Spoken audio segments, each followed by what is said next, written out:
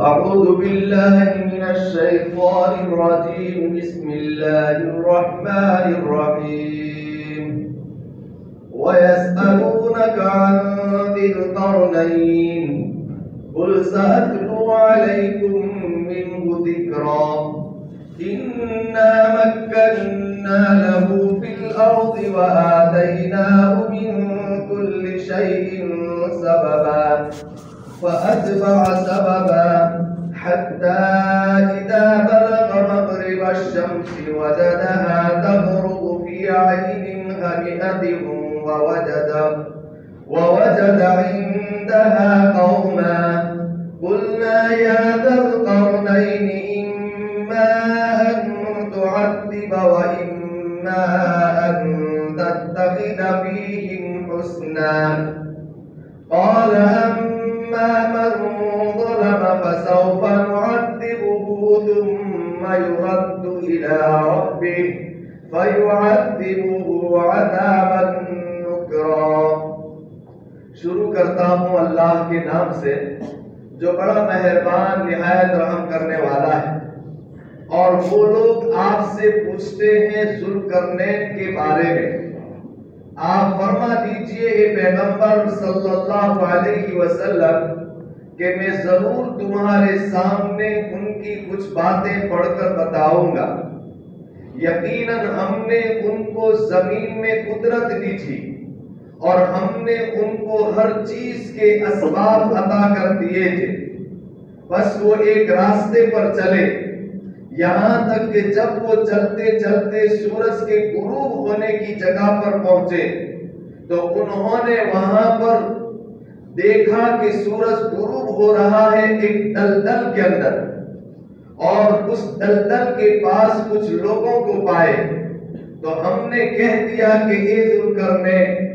یا تو ان کو عذاب دے کر مار دو اور یا تو ان کے ساتھ حسن سلوک کرو. تو ذوالقرنین نے کہا کہ ان میں سے جو کافر رہے گا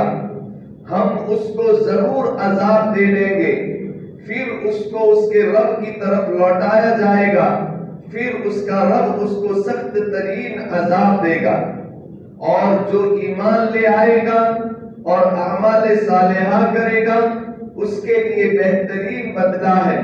اور ہم اس کے ساتھ آسانی کا معاملہ اختیار کریں گے. محترم دوستوں اور بزرگوں، ویسے تو سورہ کہف کا سلسلہ جو چلتا ہے اس میں سے 2-3 رکوع میں نے چھوڑ دیے، کیونکہ شروع کے اندر بتایا تھا کہ اس سورت شریفہ کا شان نزول جو ہے وہ یہ ہے کہ کفار مکہ نے مدینہ والوں کے پاس سے اور یہودیوں کے پاس سے 3 سوال سیکھ کر لائے تھے، اور اللہ کے رسول صلی اللہ علیہ وسلم سے انہوں نے 3 سوال کیے تھے. پہلا سوال روح کے بارے میں تھا اور دوسرا سوال اصحاب کہف کے بارے میں تھا جس کا ذکر ہم نے پڑھ لیا. اب یہاں سے تیسرے سوال کے جواب کو یہاں پر بیان کرتے ہیں. اللہ تبارک و تعالیٰ فرماتے ہیں کہ وہ مشرکین مکہ آپ سے ذوالقرنین کے بارے میں پوچھتے ہیں، کیونکہ ان کا تیسرا سوال یہ تھا کہ وہ کون نوجوان تھا جنہوں نے پوری دنیا کے اندر حکومت کی اور اس کا معاملہ عجیب و غریب کا تھا. تو اللہ تعالیٰ اس بات کو یہاں پر بیان کرتے ہیں کہ وہ آدمی جس نے پوری دنیا کے اندر حکومت کی وہ ذوالقرنین. روایات کے اندر آتا ہے حضرت جابر رضی اللہ تعالیٰ عنہ ارشاد فرماتے ہیں کہ دنیا کے اندر کل 4 آدمی ایسے گزرے ہیں جنہوں نے پوری دنیا پر حکومت کی. اس میں سے 2 مسلمان تھے اور 2 کافر. جو 2 مسلمان تھے اس میں سے ایک حضرت سلیمان علیہ السلام ہے. انہوں نے پوری دنیا پر حکومت کی اور اللہ تعالیٰ نے ایک عجیب حکومت کا طریقہ حضرت سلیمان علیہ السلام کو عطا فرمایا تھا. اور پوری دنیا پر حکومت کرنے کے لیے جن چیزوں کی ضرورت پڑتی ہے، چلنا جانا آنا، یہ سب اللہ تعالیٰ نے سلیمان علیہ السلام کو عطا کیا. دوسرے نمبر پر یہ حضرت ذوالقرنین، ان کے بارے میں بھی اللہ فرماتے ہیں اِنَّا مَكَّنَّا لَهُ فِي الْأَرْضِ، ہم نے ان کو پوری زمین پر طاقت، غلبہ اور قدرت اور حکومت عطا کی تھی، اور پوری دنیا میں آنے جانے کے لیے جتنے اسباب کی ضرورت پڑتی ہے وہ سارے اسباب عطا کر دیے۔ جیسے سلیمان علیہ السلام کو اللہ تعالیٰ نے ایک عرش دے دیا، اس کے اوپر بیٹھ جاتے تھے اور ہوا کو حکم دیتے تھے، جہاں جانا ہو وہاں چلے جاتے، جہاں سے آنا ہو وہاں پر آ جاتے تھے۔ یہاں پر بھی اللہ تعالیٰ حضرت ذوالقرنین کے بارے میں فرماتے کہ ان کو بھی ہم نے مکمل اسباب عطا کر دیے۔ یہ دو وہ بادشاہ ہیں جنہوں نے پوری دنیا پر حکومت کی اور وہ مسلمان تھے۔ دوسرے دو بادشاہ جنہوں نے پوری دنیا پر حکومت کی لیکن وہ مسلمان نہیں تھے، اس میں سے ایک نمرود ہے جس کا ذکر اللہ تبارک و تعالیٰ نے حضرت ابراہیم علیہ السلام کے قصے کے اندر بیان کیا ہے۔ اور چوتھے نمبر پر جو بادشاہ تھا اس کا نام روایات کے اندر جس کا ذکر بغیر نام کے قرآن میں ہے، لیکن اس کا نام حدیث کی کتابوں میں اور محققین نے جو بتایا وہ مخت نصر بتایا ہے، جس کو 15ویں پارے کے اندر بنو اسرائیل کے واقعے کو بیان کیا ہے، جس کا ذکر انشاءاللہ اگر موقع ملا تو کسی وقت کیا جائے گا۔ بہرحال یہ 4 آدمی ایسے ہیں جنہوں نے پوری دنیا پر حکومت کی ہے۔ اس میں سے حضرت ذوالقرنین کے ذکر کو اور واقعے کو اللہ تعالیٰ ان آیات میں بیان فرماتا ہے کہ اِنَّا مَكَّنَّا لَهُ فِي الْأَرْضِ، ہم نے حضرت ذوالقرنین کو زمین کے اوپر سلطنت عطا کی تھی، وَآتَيْنَاهُ مِن كُلِّ شَيْءٍ سَبَبًا، اور ہم نے ان کو ہر چیز کے اسباب عطا کیے تھے کہ وہ جہاں جانا چاہے جائیں اور جہاں تک پہنچنا چاہے پہنچے۔ اللہ فرماتا ہے فَأَتْبَعَ سَبَبًا، ایک مرتبہ ایک راستے پر چلنا انہوں نے شروع کیا اور چلتے گئے اور راستے میں جتنے علاقے آتے تھے اس کو فتح کرتے گئے، مسلمان بناتے گئے، اور جو اسلام قبول نہیں کرتا تھا اس کو مارتے گئے، اور اس طرح سے فتح کرتے مغرب الشمس یعنی ایسے علاقے پر پہنچے جہاں پر اب سورج غروب ہو رہا تھا، اس کے بعد کوئی بستی نظر نہیں آتی تھی۔ تاریخ کے اندر لکھا ہوا ہے کہ وہاں پر بحر محیط آ جاتا تھا، یعنی یہ سمندر کا کنارہ آ جاتا تھا۔ حتی اذا بلغ مغرب الشمس وجدها تغرب في عین حمیۃ، ایسے گرم پانی کا چشمہ تھا، وہاں پر سورج غروب ہو رہا تھا، اور ایک بعض علماء اس کا ترجمہ کرتے ہیں کہ وہ کیچڑ کی طرح چشمہ تھا، جیسے کہ ہم پانی ہو اور وہاں پر کیچڑ ہوتا ہے اس کا ایک الگ رنگ نظر آتا ہے، ایسی کیچڑ والی جگہ تھی۔ وہاں پر حضرت ذوالقرنین پہنچے اور اسی جگہ کے قریب کچھ ایک قوم پائی، وَوَجَدَ عِندَهَا قَوْمًا، وہاں پر ایک قوم پائی جو ساری کی ساری کافر قوم تھی۔ تو اللہ تعالیٰ نے الہام کے ذریعے سے یا وحی کے ذریعے سے حضرت ذوالقرنین سے فرمایا کہ یا ذوالقرنین، یہ ساری قوم کافر ہے، ہم آپ کو اختیار دیتے ہیں، اگر چاہو تو ون شاٹ ان تمام کو مار دو، اما ان تعذب، یا تو آپ ان کو عذاب دے دیں مار دے، واما ان تتخذ فیہم حسنا، اور اگر آپ چاہو تو ان کے ساتھ اچھا سلوک کرنا ہو تو اچھا سلوک کرو۔ دونوں اختیار اللہ تعالیٰ نے حضرت ذوالقرنین کو دیے۔ اللہ فرماتے ہیں کہ ذوالقرنین کو جب ہم نے یہ اختیار دیا تو ذوالقرنین نے کہا کہ میں ڈائریکٹ نہیں مارتا بلکہ ان کو چوائس دیتا ہوں، یا تو وہ اسلام قبول کر لیں تو پھر وہ چھوٹ جائے، اور اگر اسلام قبول نہیں کریں گے تو میں ان کو مار ڈالوں۔ اللہ فرماتے ہیں قال، حضرت ذوالقرنین نے فرمایا اما من ظلم، جو آدمی کفر پر اڑا رہے گا، فسوف نعذبہ، تو ہم ضرور اس کو مار ڈالیں گے، ثم يرد الى ربہ، پھر جب یہ کفر کی حالت میں مرا تو دنیا میں بھی کفر کی وجہ سے ہمارے ہاتھوں مارا جائے گا،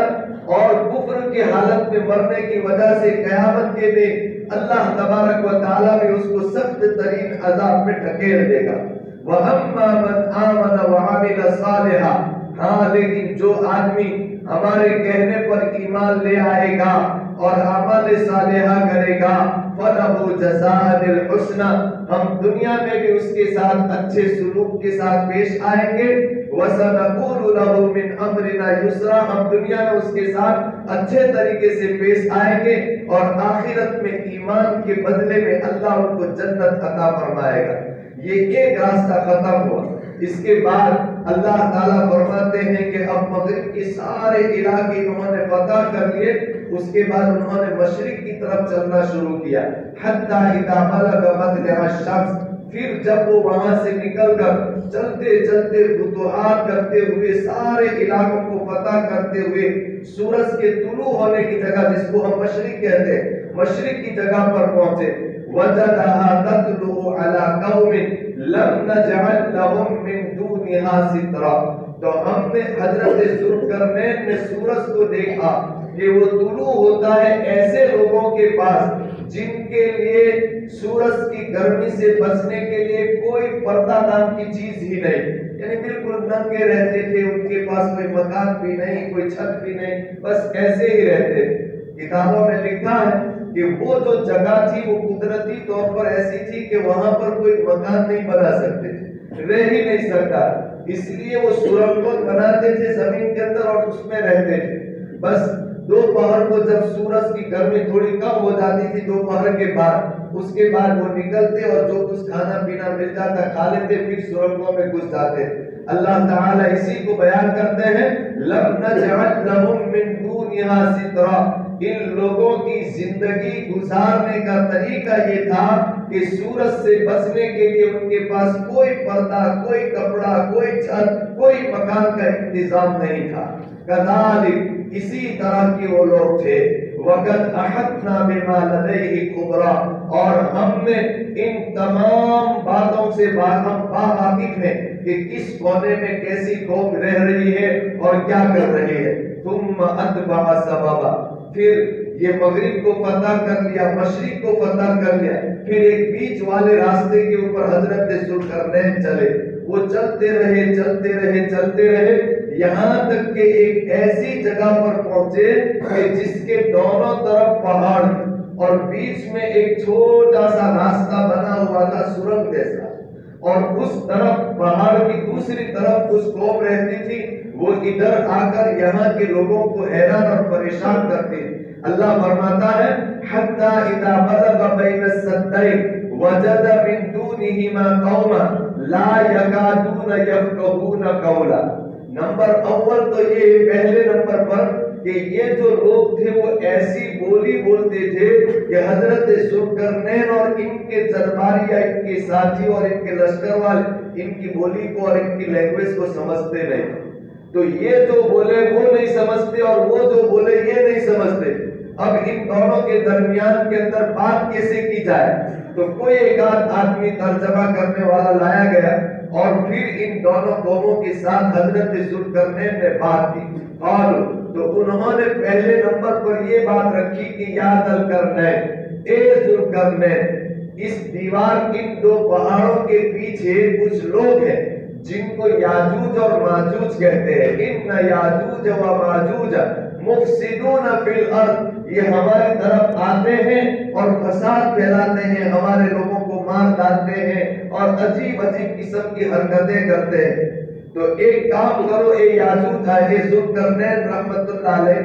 کہ ہم تم جتنے پیسے چاہو، جتنا سونا چاہو، جتنی چاندی چاہو، جتنی دولت چاہو ہم تم کو دے رہے ہیں، لیکن ہمارے لیے بیچ میں ایک دیوار بنا دو تاکہ یہ قوم ہماری طرف آ کر اس طرح کا فتنہ فساد نہ مچائے۔ یہی بات انہوں نے پیش کی۔ قالوا یا ذوالقرنین، انہوں نے کہا کہ اے ذوالقرنین، ان یاجوج و ماجوج مفسدون فی الارض، یہ یاجوج ماجوج کی قوم زمین میں فساد پھیلاتی ہے، فَهَلْ نَجْعَلُ لَكَ خَرْجًا، ہم تم کو کچھ ٹیکس دے دے، کچھ رقم دے دے، سونا چاندی جو مانگے دے دے، ایک کنڈیشن کے ساتھ، ایک شرط کے ساتھ، الا ان تجعل بیننا وبینہم سدا، ہمارے اور ان لوگوں کے بیچ میں ایک دیوار بنا دو تاکہ وہ ہمارے علاقے میں آ نہ سکے۔ تو حضرت ذوالقرنین نے فرمایا کہ تمہارے سونے چاندی پیسے کی کوئی ضرورت مجھے نہیں،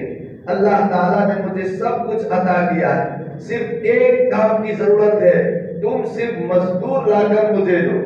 تمہارے مزدور رہیں گے اور سارا مٹیریل میں استعمال کروں گا اور تمہارے لیے ایک دیوار بنا دوں گا۔ اللہ فرماتا ہے قال ما مكنني فيه ربي خير فأعينوني بقوة اجعل بينكم وبينهم ردما۔ حضرت ذوالقرنین نے فرمایا کہ اس دیوار کو بنانے کے لیے میرے رب نے مجھے جو کچھ دیا ہے وہ بہتر ہے، بس تم صرف بازو کے اعتبار سے مزدوری کر کر میری مدد کرو، اجعل بینکم و بینہم ردما، میں تمہارے اور ان کے درمیان میں ایک دیوار بنا دیتا ہوں۔ اب پھر وہ دیوار کس طریقے سے بنائی اس کا ذکر اللہ فرماتا ہے کہ ذوالقرنین نے کہا کہ لوہے کے بڑے بڑی چادریں لاؤ اور پھر ان چادروں کو ایک کے اوپر دوسری لگا کر مکمل دیوار بنا دی۔ اسی کو اللہ فرماتے ہیں کہ ذوالقرنین نے کہا آتونی زبر الحدید، لوہے کی چادریں لاؤ، حتی اذا ساوا بین الصدفین، تو پہاڑ کے اس کنارے سے لے کر اس کنارے تک یہ لوہے کی چادریں ایک دوسرے پر رکھ کر ویلڈنگ کر کے رکھ دی گئی، بینہم ردما آتونی حتی اذا ساوا بین الصدفین قال انفقوا۔ تو پھر ذوالقرنین نے کہا کہ اب یہ چادریں رکھ دی ہے، اس کے گرد گرد لکڑی گھاس وغیرہ رکھ کر اس کو جلاؤ، اور اتنا جلایا کہ یہ لوہے کی پوری دیوار آگ کی طرح لال لال ہو گئی۔ جب یہ دیوار پوری کی پوری لال ہو گئی اس کے بعد حضرت ذوالقرنین نے کہا کہ اب پگھلا ہوا تانبا لاؤ اور یہ تانبا اس دیوار کے اوپر ڈال دو۔ اس طریقے سے تانبا ڈال کر یہ دیوار مکمل بنا دی۔ اسی کو اللہ فرماتا ہے قال آتونی افرغ علیہ کی طرح، میرے کو پگھلا ہوا تانبا لا کر دو، فمستطاعوا۔ اب جب اس دیوار کے اوپر یہ تانبا پگھلا کر رکھ دیں گے یہ دیوار ایسی مضبوط ہو جائے گی کہ یہ یاجوج ماجوج کی قوم نہ تو اس دیوار کی مضبوطی کی وجہ سے توڑ کر تمہارے پاس آ سکے گی، اور یہ اتنی اونچی دیوار ہے کہ اس کو پھلانگ کر بھی تمہارے پاس نہیں آ سکے۔ فمستطاعوا ان یظہروا، وہ اس دیوار کے اوپر چڑھ کر بھی نہیں آ سکیں گے، ومستطاعوا لہ نقبا، اور اس کو سوراخ بھی نہیں کر سکیں گے۔ اور جب یہ مکمل دیوار بن گئی تو حضرت ذوالقرنین نے فرمایا ھذا رحمت من ربی، اتنی مضبوط اور زبردست دیوار بنانا یہ کوئی میرا کمال نہیں ہے، یہ میرے رب کی رحمت اور میرے رب کی نوازش سے ہے، لیکن یاد رکھو یہ دیوار ہمیشہ کے لیے نہیں ہے۔ فَإِذَا جَاءَ وَعْدُ رَبِّي جَعَلَهُ دَكَّا، ایک وقت مقرر ہے جو میرے پروردگار نے مقرر رکھا ہے،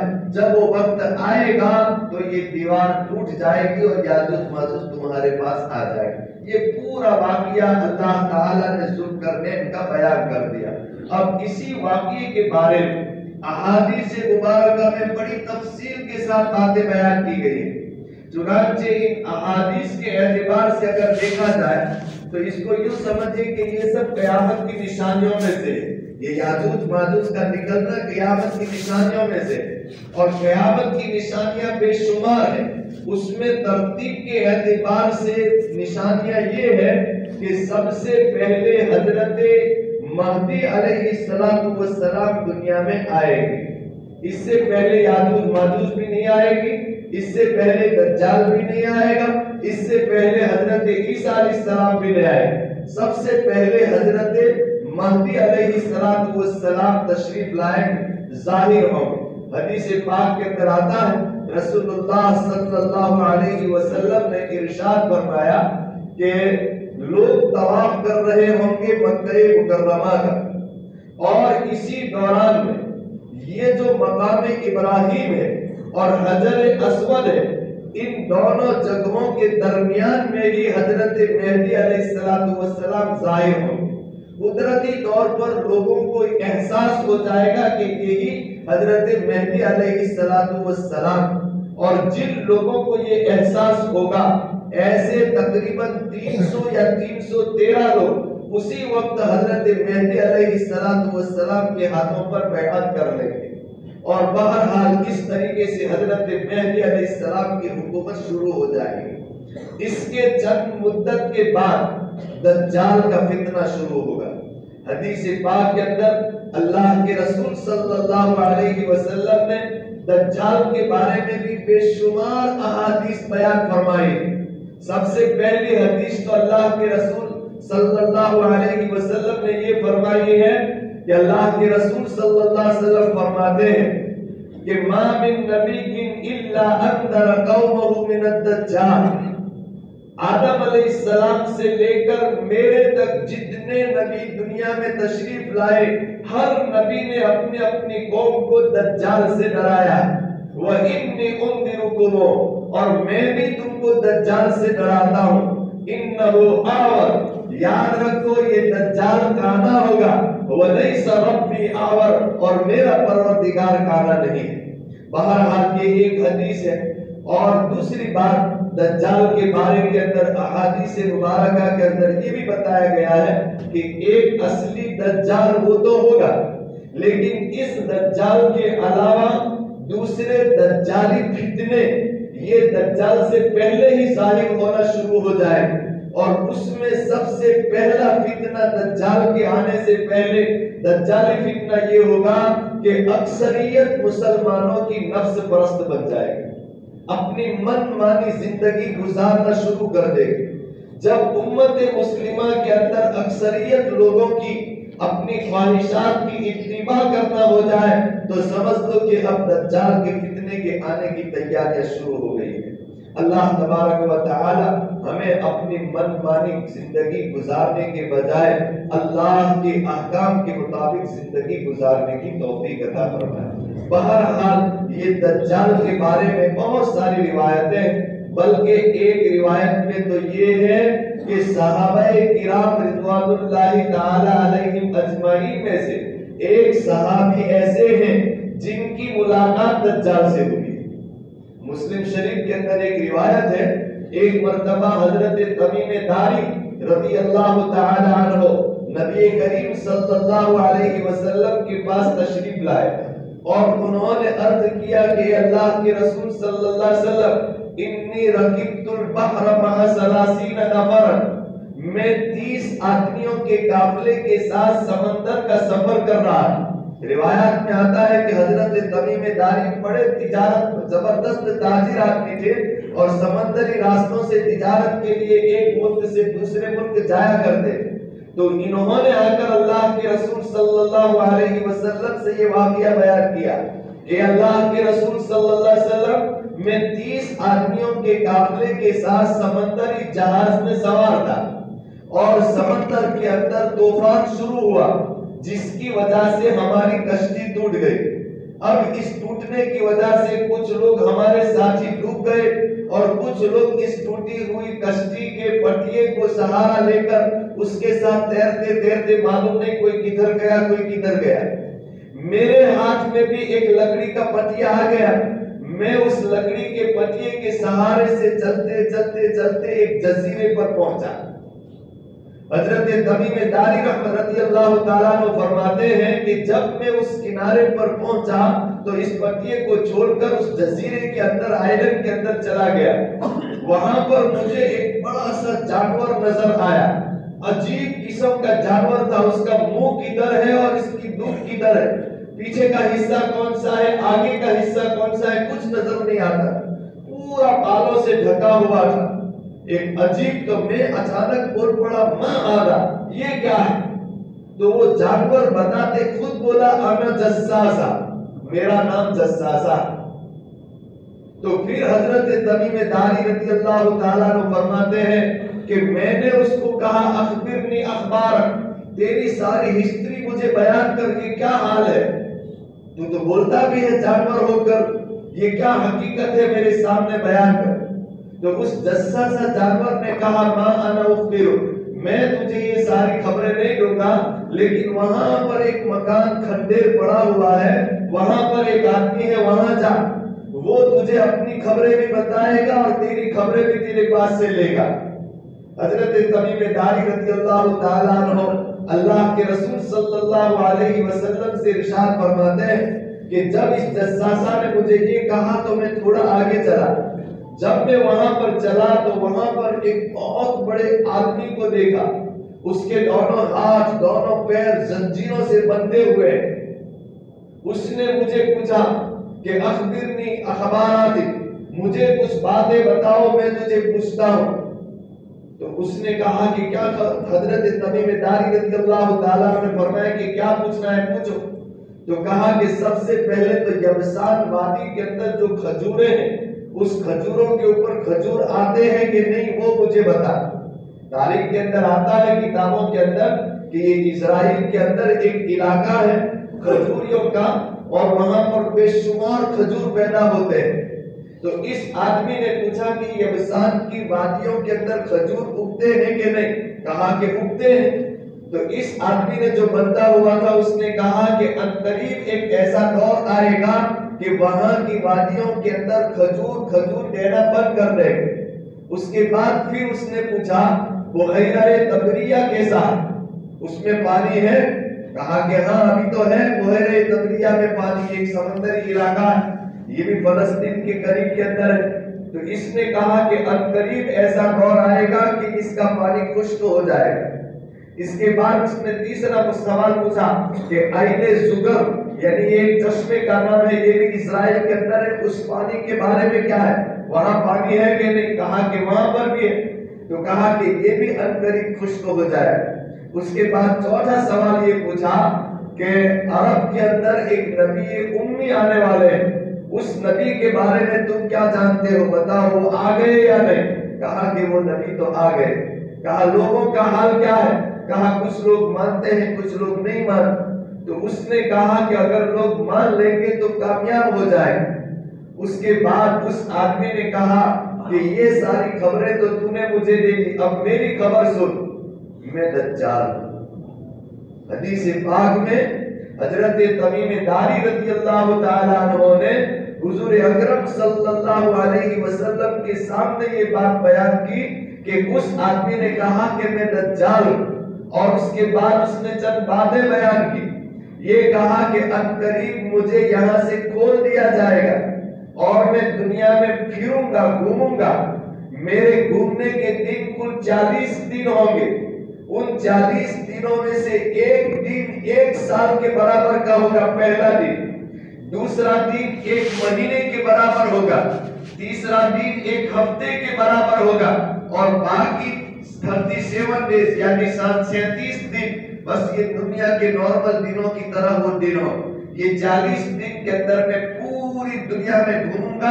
الا طیبہ، لیکن صرف مکہ اور مدینہ میں داخل نہیں ہو سکوں گا. میں جانا بھی چاہوں گا مکہ اور مدینہ، لیکن وہاں کے فرشتے میرے چہرے کو پھیر کر وہاں سے ہٹا دیں گے اور میں مکہ اور مدینہ میں نہیں جاؤں گا. یہ ساری باتیں حضرت تمیم داری نے نبی کریم صلی اللہ علیہ وسلم کو بیان. اور کیونکہ نبی صلی اللہ علیہ وسلم نے دجال کے بارے میں یہ ساری باتیں پہلے سے ہی صحابہ کرام کو بتا دی تھی، تو تمیم داری کی یہ باتیں سن کر اللہ کے رسول صلی اللہ علیہ وسلم بے حد خوش ہو گئے اور فوراً اعلان کرایا مدینہ المنورہ میں کہ الصلاۃ جامعۃ، اے سارے لوگ جمع ہو جاؤ نماز پڑھنی ہے. سارے لوگ جمع ہو گئے. اس کے بعد نبی کریم صلی اللہ علیہ وسلم منبر رسول پر تشریف لے گئے اور فرمایا کہ تمیم داری نے مجھے یہ ساری باتیں بتائی ہیں جو میں نے تم کو پہلے سے بتا دی ہے. اور اس کے بعد یہ دجال کے بارے میں ساری باتیں جو تمیم داری نے بتائی تھی سارے پبلک کے سامنے نبی کریم صلی اللہ علیہ وسلم نے بھی بیان کی. اور حضرت تمیم داری کی ساری باتوں کی نبی صلی اللہ علیہ وسلم نے تصدیق کی. اس سے معلوم ہوا کہ صحابہ کرام میں سے حضرت تمیم داری رضی اللہ تعالیٰ عنہ یہ ایک ایسے صحابی ہیں جنہوں نے دجال کو دیکھا ہے، اس سے باتیں کی ہے، اس سے ملاقات کی. بہرحال یہ دجال کے بارے میں نبی کریم صلی اللہ علیہ وسلم نے فرمایا کہ پہلے مہدی علیہ السلام آئے، اس کے بعد دجال آئے گا. اور اس کا فتنہ اتنا عجیب و غریب ہوگا کہ اللہ کے رسول صلی اللہ علیہ وسلم باقاعدہ اپنی دعاؤں میں اللہ کے رسول صلی اللہ علیہ وسلم باقاعدہ اپنی دعاؤں میں اللہم انی اعوذ بک من فتنۃ الدجال، اللہ کے رسول صلی اللہ علیہ وسلم خود دجال کے فتنے سے پناہ مانگا کرتے تھے۔ تو ہمیں بھی چاہیے کہ ہم بھی اپنی دعاؤں میں اس دجال کے فتنے سے ہر وقت پناہ مانگا کریں، اس لیے کہ یہ بڑا زبردست فتنہ ہوگا۔ اس فتنے کے موقع کے اوپر آدمی کا اپنے ایمان کے اوپر باقی رہنا انتہائی مشکل ہی نہیں بلکہ ناممکن ہوگا۔ بس اللہ ہی جس کو بچائے وہی اس دجال کے فتنے سے محفوظ رہ سکے گا۔ چنانچہ روایات کے اندر آتا ہے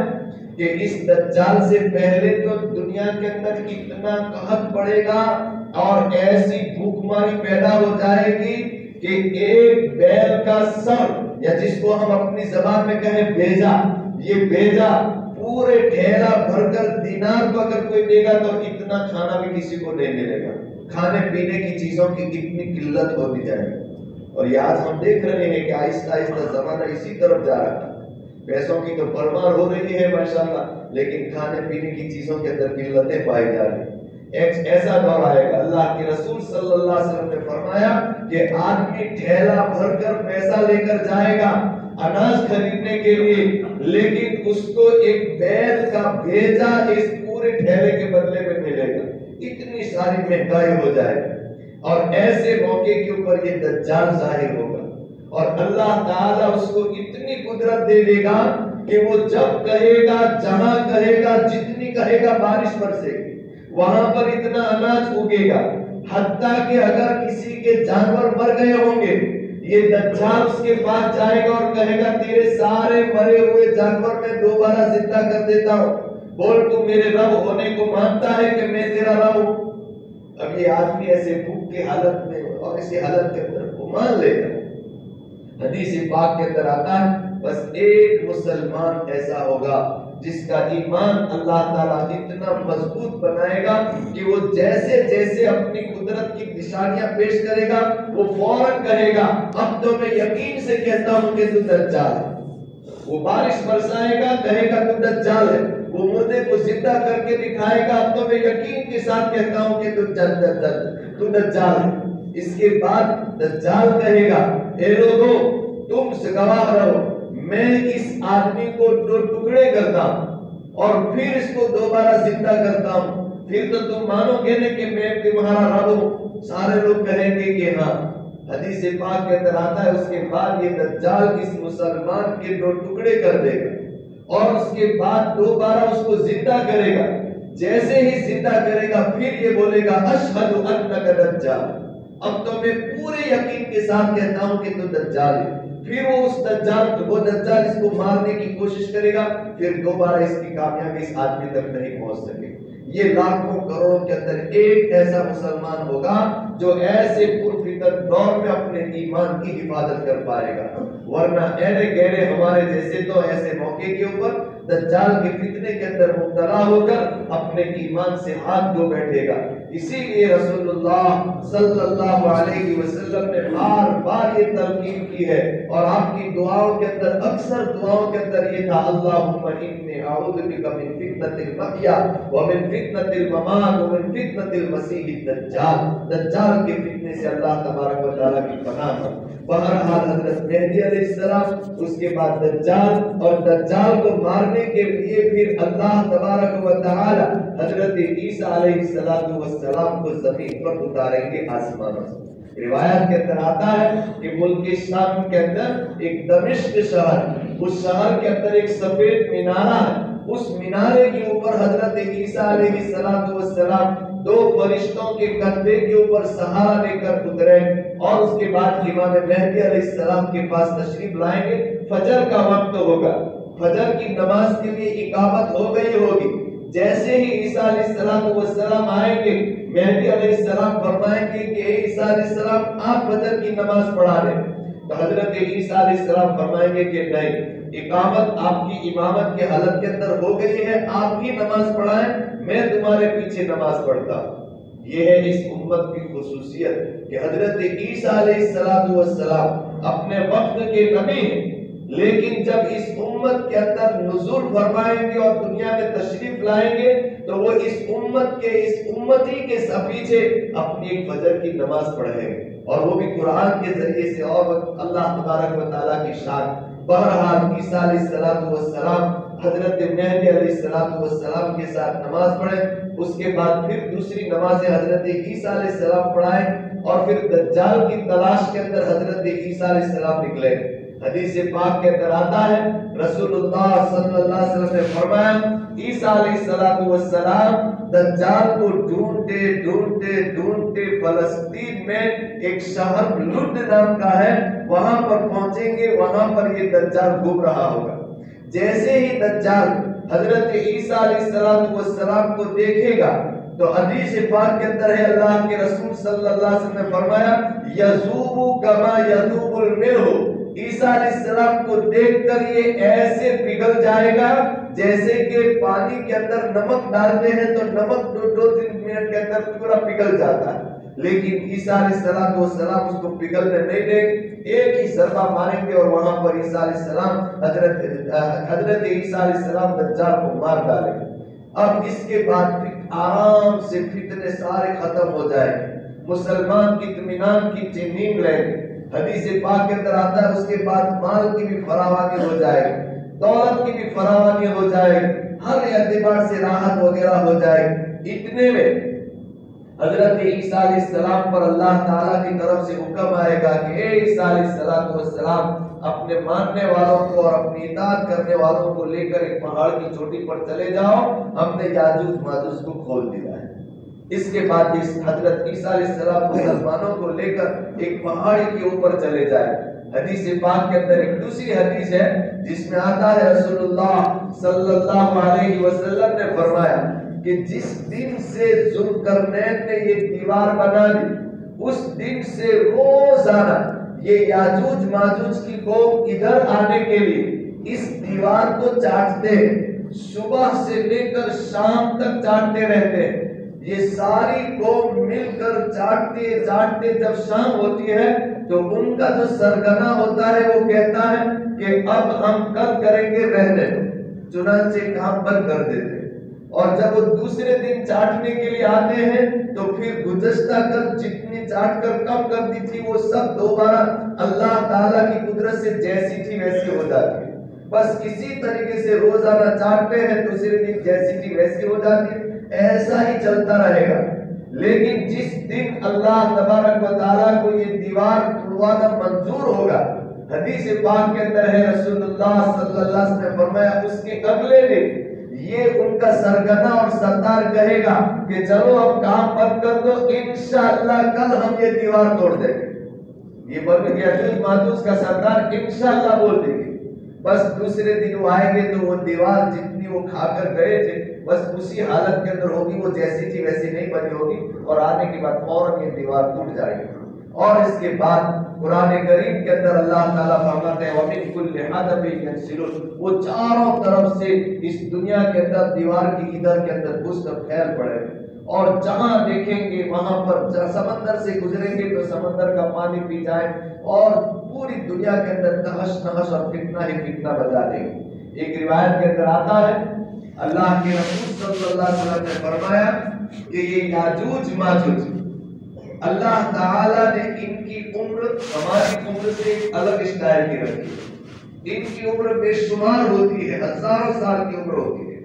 روایت کے اندر آتا ہے کہ یاجوج ماجوج کا ایک ایک آدمی اپنی نسل کے اندر ہزار ہزار پوتے نوازوں کو دیکھتا ہے، تب جا کے اس کی موت ہوتی ہے۔ اسی لیے حدیث پاک کے اندر آتا ہے کہ یہ یاجوج ماجوج کی قوم کی کثرت اور ان کی تعداد اتنی بے شمار ہے کہ ہماری پوری دنیا کی انسانیت کی تعداد تو ان کے مقابلے کوئی حیثیت نہیں رکھتی۔ رسول اللہ صلی اللہ علیہ وسلم نے فرمایا کہ کل قیامت کے دن اللہ کے رسول صلی اللہ علیہ وسلم کو اللہ تعالیٰ فرمائے گا، آدم علیہ السلام کو اللہ فرمائے گا کہ اے آدم ابعث بعث النار، سارے انسانیت میں سے جہنمیوں کو نکال دو۔ تو آدم علیہ السلام پوچھیں گے کہ کتنے جنتی اور کتنے جہنمی ہیں؟ تو اللہ تعالیٰ فرمائے گا 1000 میں سے 999 جہنمی اور 1 جنتی۔ ایسے موقع کے اوپر حین یشیب الشاب، یہ اعلان سن کر جوان بھی بوڑھا ہو جائے گا،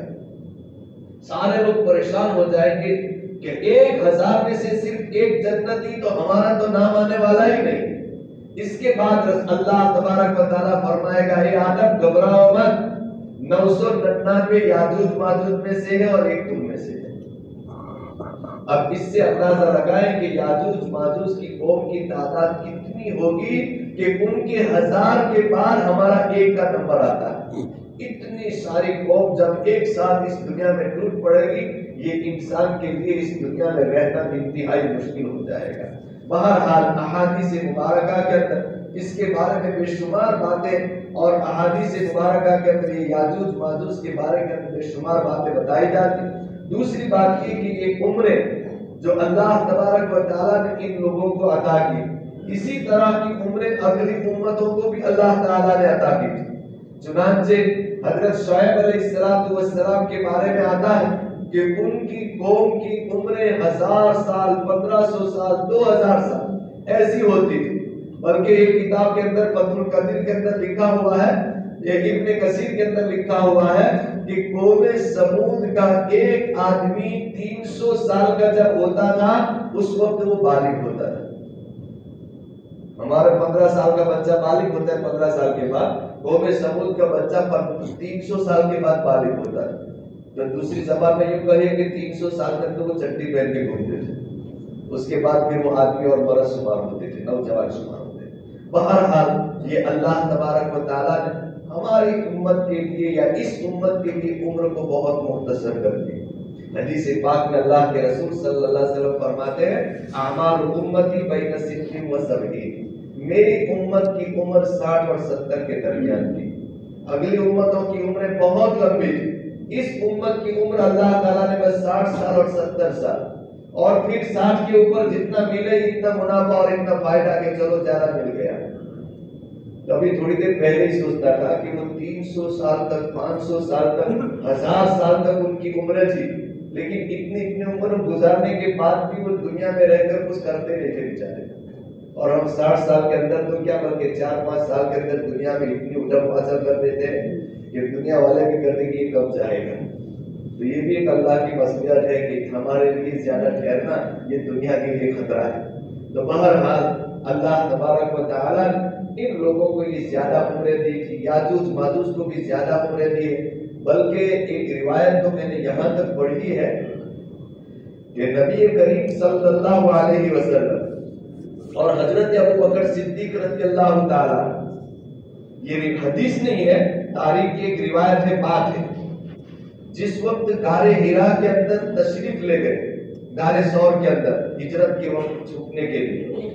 اور وہ بہت سارے سوراخ تھے. تو حضرت ابوبکر صدیق رضی اللہ تعالیٰ نے اپنی چادر کو پھاڑ کر ہر سوراخ کے اندر ٹکڑا ڈال دیا تھا کپڑے کا،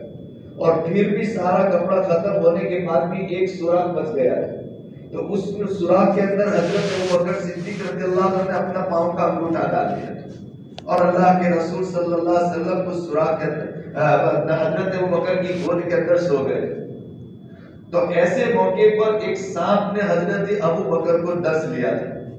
تو روایات کے اندر آتا ہے کہ اصل میں یہ جو سانپ ہے وہ سانپ نہیں تھا، بلکہ یہ ایک جنات تھا. حضرت عیسیٰ علیہ السلام کے زمانے میں حضرت عیسیٰ علیہ السلام کے ہاتھ پر وہ مسلمان ہوا،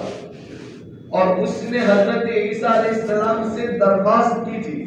کہ اے عیسیٰ علیہ السلام میرے لیے دعا کر دو کہ میرے لیے کوئی بھی ایسا موقع بن جائے جس کی وجہ سے میں نبی کریم صلی اللہ علیہ وسلم کا جو نبی آخر الزمان ہے ان کا دیدار کر سکوں. حضرت عیسیٰ علیہ السلام نے ان کے لیے یہ دعا کر دی، اور عیسیٰ علیہ السلام نے بتایا کہ تم اب ایک سانپ کی شکل بن کر غار ثور کے اندر جا کر چھپ جاؤ، جب ان کا موقع آئے گا تب جا کر وہ تم کو ان کے دیدار نصیب ہو جائے. تو جب حضرت ابوبکر صدیق رضی اللہ تعالیٰ نے وہ انگوٹھا رکھ دیا تو وہ جنات یا وہ سانپ وہ بھی نہیں چاہتا تھا کہ حضرت ابوبکر کو ڈسا جائے، لیکن دوسری طرف یہ شکل تھی کہ 600 سال سے حضرت عیسیٰ علیہ السلام کے زمانے سے لے کر آج تک وہ جس ذات کی دیدار کا انتظار کرتے تھے، اگر یہ حضرت ابوبکر پاؤں نہیں ہٹاتے تو یہ دیدار کا موقع ان کا چلا جائے، اس لیے مجبوراً اس سانپ نے بھی حضرت ابوبکر صدیق رضی اللہ تعالیٰ کو نسا۔ بہرحال یہ ایک روایت ہے، حدیث نہیں ہے، اور اللہ کے رسول صلی اللہ علیہ وسلم نے فرمایا ہے کہ اگر اسرائیل کی کوئی روایت ہو تو اس کو سن لو، لا تصدقوہ ولا تکذبوہ، نہ ہم اس کو مانتے ہیں کہ یہی ہوا ہے، لیکن ہم یہ بھی نہیں کہہ سکتے کہ یہ پاسبل نہیں ہے، ہو سکتا ہے کہ ایسا ہوا ہو۔ بہرحال اللہ تبارک و تعالیٰ نے یہ جناتوں کو بہت لمبی لمبی عمریں دی ہے، اگلی امتوں کو بھی لمبی لمبی عمریں دی، اور اسی طرح یاجوج ماجوج کو بھی اللہ تعالیٰ نے بڑی لمبی عمر دی، حتیٰ کہ دجال کو بھی بڑی لمبی عمر ملے۔ اسی لیے تو حضرت تمیم داری رضی اللہ تعالیٰ نے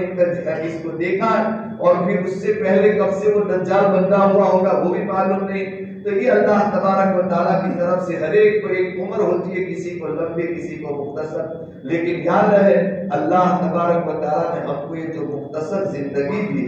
اگرچہ یہ مختصر ہے لیکن پھر بھی اللہ تبارک و تعالیٰ نے اس مختصر سی زندگی کے اندر مختصر سے اعمال کر کر اللہ تعالیٰ نے ہم کو اتنے ثواب سے نوازنے کا وعدہ کیا ہے کہ اگلی امتیں ہزاروں ہزاروں سال کی عبادت کر کر تو ثواب نہیں کما سکے، وہ ہم اس مختصر سے وقت کے اندر بھی کما سکتے ہیں۔ جیسے کہ ہم حدیثوں کے اندر پڑھتے ہیں، قرآن کریم کے اندر اللہ تبارک و تعالیٰ ارشاد فرماتا ہے اِنَّا أَنزَلْنَاهُ فِي لَيْلَةِ الْقَدْرِ لَيْلَةُ الْقَدْرِ خَيْرٌ مِّنْ أَلْفِ شَهْرٍ۔ اے امت مسلمہ، رمضان کے مہینے کے اندر ہم نے تم کو ایک رات اتنی عظیم الشان عطا کی ہے کہ اس رات کو اگر تم عبادت کے اندر گزارو تو تمہاری ایک رات کی عبادت 1000 مہینوں کی عبادت کے برابر، بلکہ اس سے بھی افضل، خیر من الف شہر، 1000 مہینوں کی۔ تو اگلی امت والے 1000 مہینے عبادت کر کر جو ثواب نہیں کما سکتے، یہ امت والے ایک رات کے اندر وہ ثواب کما سکتے۔ تو اگرچہ اللہ نے ہمیں عمر کے اعتبار سے کم عمر عطا کی ہے، لیکن نیکیاں کمانے کے اعتبار سے ایسے موقع دیے ہیں کہ اگر ہم ان موقعوں کی قدر کر لیں، رمضان کے مہینے کی قدر کر لیں، لیلۃ القدر کی قدر کر لیں، جمعہ کے دن کی قدر کر لیں، جمعہ کے دن عصر کے بعد کا جو وقت مبارک وقت ہے اس وقت کی قدر کر لیں، اللہ تبارک و تعالیٰ اس مختصر سے وقت کے اندر چھوٹی سی عبادت کے اوپر اتنا بڑا انعام ہمیں عطا فرماتے ہیں کہ بڑی بڑی عمر والے بھی وہ مقام کو نہیں پہنچ سکے جس مقام کے اندر ہم پہنچ سکتے ہیں۔ اللہ تبارک و تعالیٰ ہمیں ان سارے مقامات کی قدر کرنے کی توفیق عطا فرمائے، اپنی زندگی کے وقت کو صحیح طریقے سے گزارنے کی اللہ تعالیٰ ہمیں توفیق عطا فرمائے۔ دوسری بات ہے انشاءاللہ العزیز کل سنیں، اللہ تبارک و تعالیٰ دجال کے فتنے سے اور دجالی فتنوں سے ہماری حفاظت فرمائے۔ وآخر دعوانا الحمدللہ رب العالمین۔ اللهم صل على سيدنا ومولانا محمد وعلى آل سيدنا ومولانا محمد وبارك وسلم۔ الله لا إله إلا هو الحي القيوم وعنت الوجوه للحي القيوم، لا إله إلا أنت سبحانك إنا كنا من الظالمين، يا أحد الصمد الذي لم يلد ولم يولد ولم يكن له كفوا أحد، يا أرحم الراحمين، ظلمنا أنفسنا وإن لم تغفر لنا وترحمنا لنكونن من الخاسرين۔ یا اللہ ہمارے گناہوں کو معاف فرمانا، ہماری خطاؤں کو معاف فرمانا۔ یا اللہ یہ رمضان مبارک کے آخری چند دن باقی رہ گئے، یا اللہ اس کی صحیح قدر کر لینے کی توفیق عطا فرمانا۔ یا اللہ اس کے برکات سے اور اس کے ثواب سے ہم کو مالا مال فرمانا۔ یا اللہ لیلۃ القدر ہمارے نصیب میں احترام کے ساتھ گزارنے کی توفیق عطا فرمانا۔ یا اللہ ہمارے روزوں کو قبول فرمانا، ہماری ٹوٹی پھوٹی قرآن کی تلاوت کو اپنے فضل و کرم سے قبول فرمانا۔ ہمارا یہ تھوڑی دیر قرآن کی نسبت سے بیٹھنا اور سننا سنانا اللہ اپنے فضل و کرم سے قبول فرما اور اس کی برکت سے یا اللہ ہمیں ہدایت کی دولت سے مالا مال فرما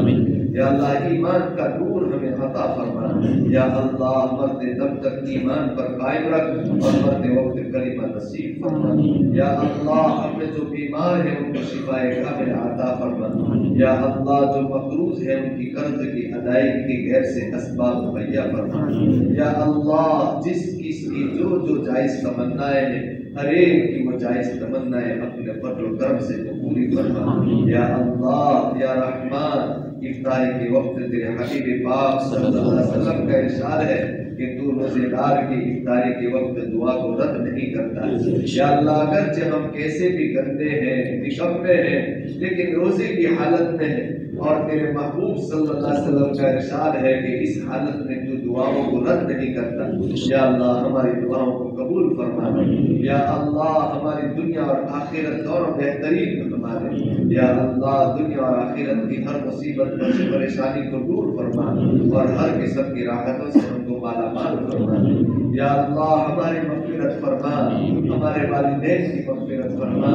ہمارے دادا دادی نانا نانی کی مغفرت فرما یا اللہ یا رحمان یا رحیم نبی کریم صلی اللہ علیہ وسلم نے اپنے لیے اور پوری امت کے لیے جو خیر مانگا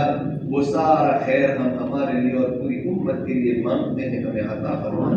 نبی کریم صلی اللہ علیہ وسلم نے اپنے لیے اور پوری امت کے لیے جن شرور اور فتن سے پناہ چاہیے یا اللہ ان تمام شرور اور فتن سے ہم ہمارے لیے اور پوری امت کے لیے پناہ چاہتے ہیں یا اللہ ہمیں پناہ عطا فرما اللهم ربنا تقبل منا انك انت السميع العليم وتب علينا يا مولانا انك انت التواب الرحيم وصلى الله تعالى على خير خلقه ونور عرشه عما يصفون وسلام على المرسلين والحمد لله